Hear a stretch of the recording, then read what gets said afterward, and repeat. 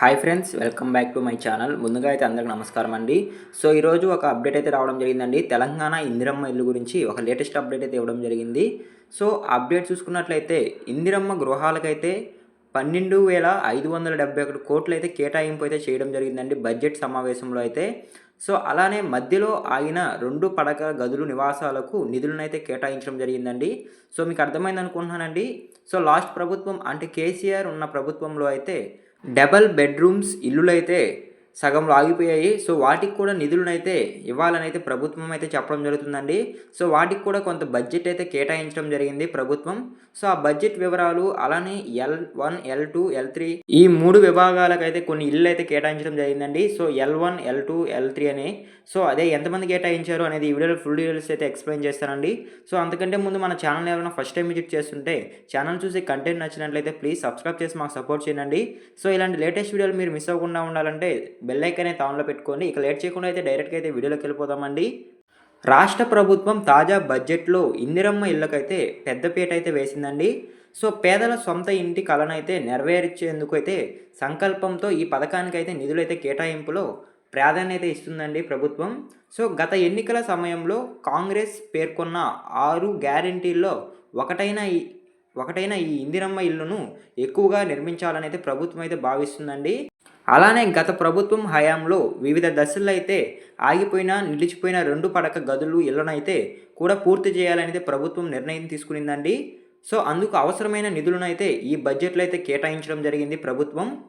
గత ప్రభుత్వం హయాంలో నిలిచిపోయిన వాటికి రాష్ట్రంలోని గత ప్రభుత్వం 2.36 లక్షల 2 పడక గదులు ఇల్లునైతే మంజూరు చేసిందండి.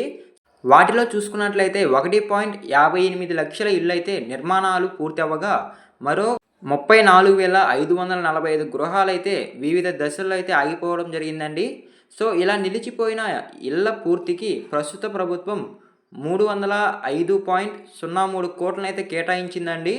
సో 2 పడక గదులు ఇళ్లకైతే సంబంధించిన కాలనీలు అయితే మంచినీరు అలానే విద్యుత్ సరఫరా వంటి మౌలిక సౌకర్యాలు అయితే కల్పించుతుందండి ప్రభుత్వం. సో మీకు అర్థమైంది అనుకున్నానండి. సో ఇప్పుడు 2 పడక గదుల్లో నిలిచిపోయిన దగ్గర అయితే మళ్ళీ ఆ ఇళ్ళనైతే నిర్మించి వాటికి సంబంధించి మంచినీరు సౌకర్యం అలానే విద్యుత్ సరఫరా వంటి మౌలిక సౌకర్యాలు అయితే కల్పించబోతుందండి. సో తెలంగాణ ప్రభుత్వం అయితే ప్రస్తుతం ఆర్థిక సంవత్సరంలో ఈ సదుపాయాలను అయితే కల్పించిందండి లబ్ధిదారులకు.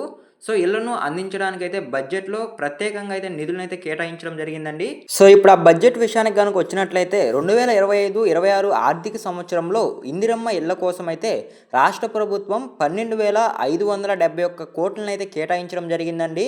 సో ఇదైతే 2025-26 సంవత్సరానికి మాత్రమే. అలానే 2024-2025 బడ్జెట్లో ఈ పథకానికైతే 8,424 కోట్లను అయితే కేటాయించగా సో ఈసారి అయితే మరింత ఎక్కువగా కేటాయించడం జరిగిందండి ఇప్పుడున్న ప్రభుత్వం అయితే. సో పెంచిన కేటాయింపు విషయానికి వస్తే 4,147 కోట్లను అయితే నిధులను అయితే పెంచడం జరిగిందండి లాస్ట్ ఇయర్కి అలానే ఈ ఇయర్కి చూసుకున్నట్లయితే. సో ఏటా నియోజకవర్గానికైతే 3,500 ఇళ్ల చొప్పునైతే రాష్ట్రంలో గరిష్టంగా 4.50 లక్షల ఇళ్లనైతే అందజేస్తామని ప్రభుత్వం అయితే ప్రకటించడం జరిగిందండి. సో ఇదైతే కొత్తగా వచ్చిందండి. సో ఏటా నియోజకవర్గానికి అయితే 3,500 ఇళ్ల చొప్పున చేస్తామని అయితే ప్రభుత్వం క్లారిటీ అయితే ఇవ్వడం జరిగిందండి. సో ఇది రీసెంట్గా అయితే రావడం జరిగిందండి అప్డేటు. అలానే ప్రభుత్వం ప్రకటించిన ప్రకారం ఇందిరమ్మ ఇళ్ల నిర్మాణానికైతే ఏటా 22,500 కోట్లు అవసరం. సో ప్రజాపాలనలో వచ్చిన దరఖాస్తుల ఆధారంగా రాష్ట్ర ప్రభుత్వం ఇళ్లని కేటాయిస్తుందండి.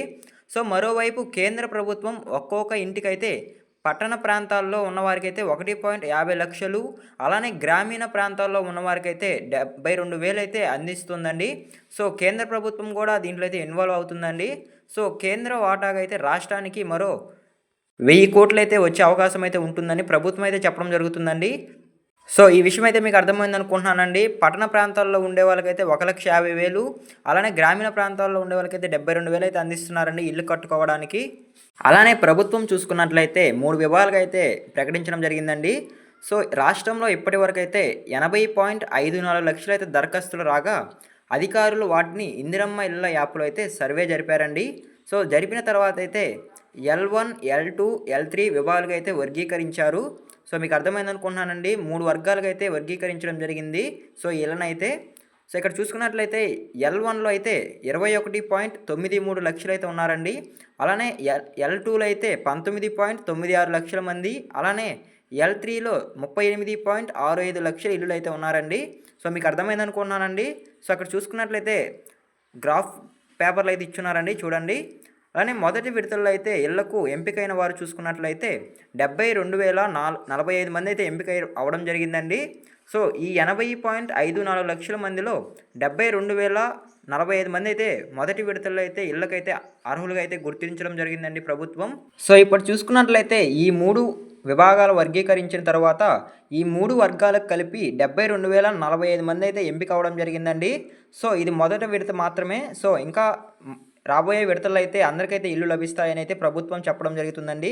సో ఇవాల్టి వీడియో అయితే ఇంతేనండి. సో ఇందిరమ్మ ఇళ్ళ గురించి మీకు ఒక ఐడియా అయితే వచ్చింది అనుకుంటున్నాను. బడ్జెట్ గురించి, అలానే L1, L2, L3 విభాగాలు వర్గీకరించడం జరిగింది దానిపై అయితే. సో ఈ వీడియో మీకు నచ్చినట్లయితే ప్లీజ్ సబ్స్క్రైబ్ చేసి మాకు సపోర్ట్ చేయండి. సో వీడియో చూస్తున్నారు కానీ లైక్ చేయట్లేదు, ప్లీజ్ లైక్ చేసి వెళ్ళండి. సో ఈ వీడియో మీరు ఎన్ని వరకు చూస్తున్నారు, థ్యాంక్ యూ ఫర్ వాచింగ్ అండి. మరొక ఇంట్రెస్టింగ్ వీడియోతో మీ ముందుకు వస్తాను. అంతవరకు జై హింద్.